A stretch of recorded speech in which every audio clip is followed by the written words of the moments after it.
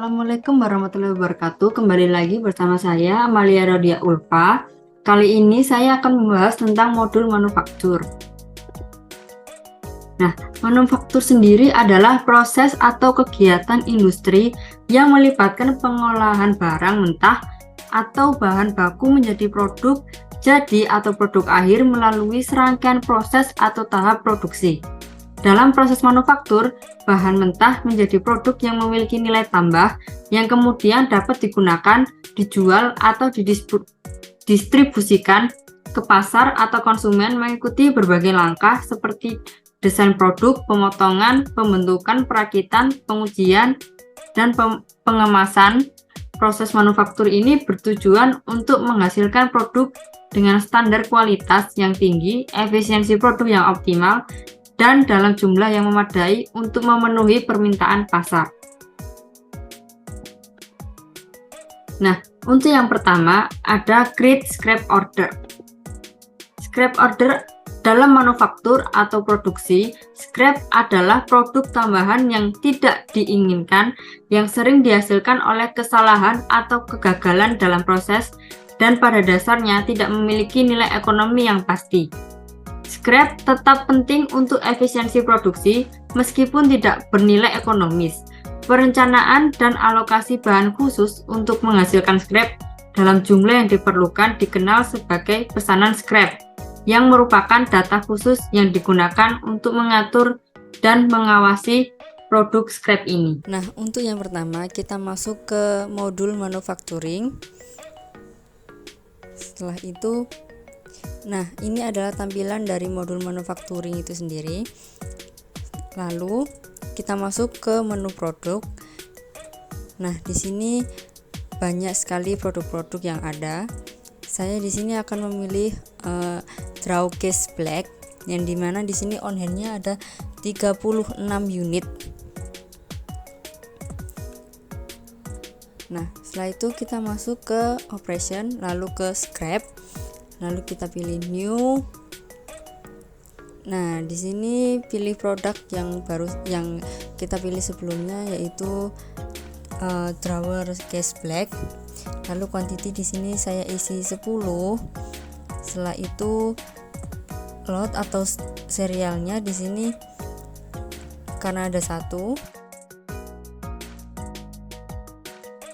Lalu sort location-nya di sini dan scrap location ini adalah default, company juga default, jadi saya nggak akan merubah-rubah itu.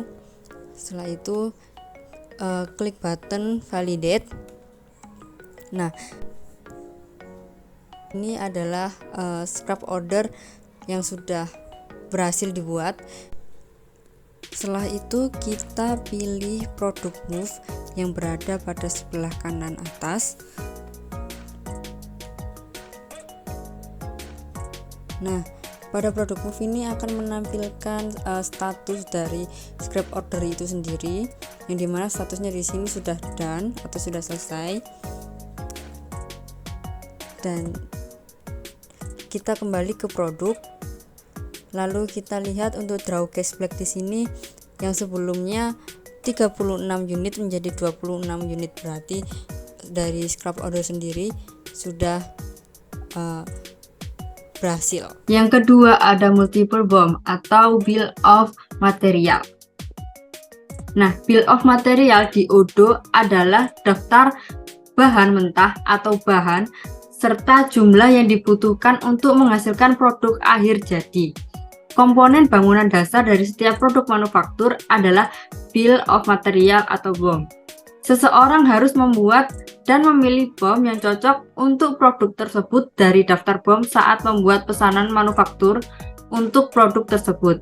Jadi, sebelum membuat daftar bahan baku, periksa kembali apakah semua bahan baku telah dibuat dalam daftar produk. Nah, kita masuk ke modul manufacturing, lalu di sini kita masuk ke produk, menu produk, lalu masuk ke bill of materials.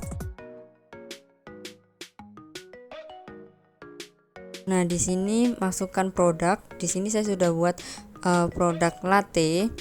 Lalu untuk produk variannya otomatis keisi latte.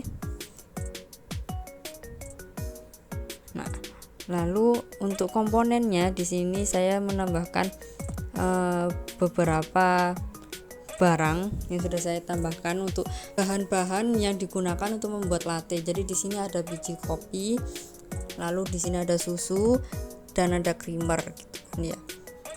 Di sini saya buat kuantitinya untuk biji kopi 1, susunya 3 dan creamernya 1.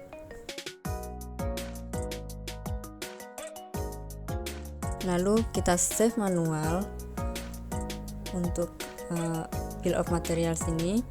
Setelah itu kita masuk ke produk untuk melihat bahan-bahan tadi on hand-nya berkurang atau tidak, dan pastinya ini masih belum berkurang ya, karena kita belum melakukan untuk manufacturing order. Jadi di sini saya cari latte, biji kopi, lalu susu dan creamer. Di sini terlihat biji kopi on hand-nya adalah 40 unit, creamernya memiliki on hand 10 unit, latte memiliki on hand 5 unit, dan susu memiliki on hand 15 unit. Nah, di sini kita akan masuk ke operation, lalu ke manufacturing order dan pilih new. Nah, di sini kita isi produknya latte seperti tadi.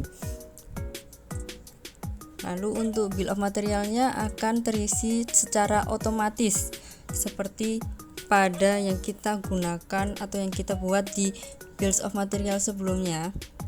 Jadi komponen pada untuk produk latte sendiri sudah terisi secara otomatis. Nah, di sini schedule date-nya juga bisa diatur. Setelah itu kita confirm aja. Nah, di sini sudah terkonfirm.